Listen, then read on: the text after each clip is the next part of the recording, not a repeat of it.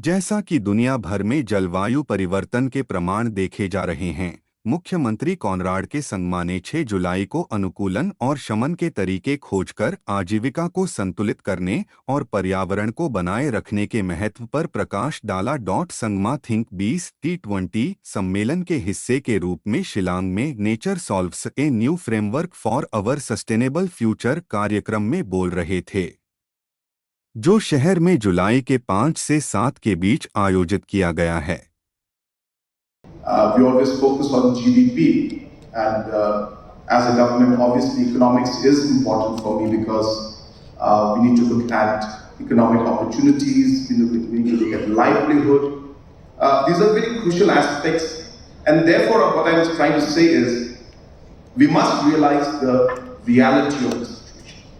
That while we move forward, while we are working on a consumption-driven economic policy, and of course, India has been very aggressive, and so has Meghalaya been.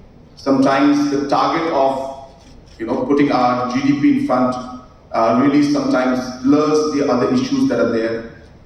And therefore, as was mentioned by the Joint Secretary, that's important for us to look at it from all the angles.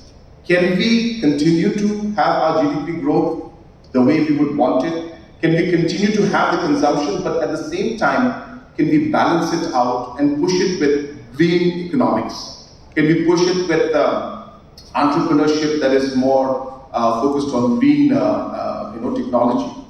For example, we are at a very, very crucial stage, I want to share with all of you, where as a government, for many, many years, we have faced a huge problem with power and electricity. Even now, today, we face that problem.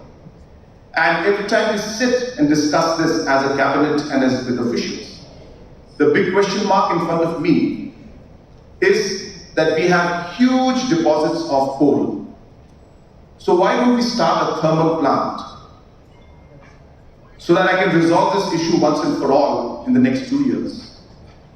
Or do I go with a decision where I say, well, let us see how we can balance it out and maybe focus on solar energy and other forms that are there, which may not be as stable as a thermal plant. But, we have the entire issue of carbon emission and this entire technology shifting from coal-based thermal plants into greener energy.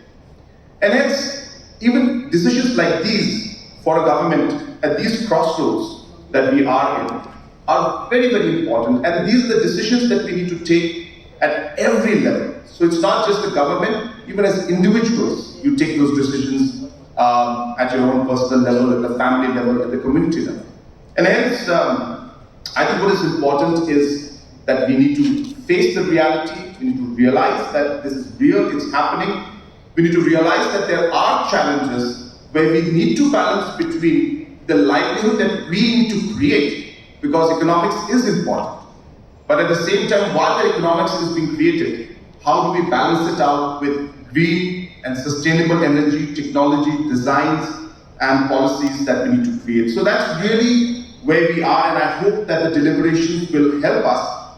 Because let's be very clear, we cannot ignore the other aspects also. So we may want to, and we may want to say that, no, you have to do this particular policy. But realizing that the practicality of things are not there for us to do it, we need to move forward. Now, our Chief Secretary was mentioning to you about the sacred groves. Now, I'll tell you a reality of what things are. I don't know how many of you have taken the walk, and I hope that maybe some of you will get a chance to walk on what we call the David Scott Trail. It's a very old economic road or a passage that used to be used by the British before India's independence to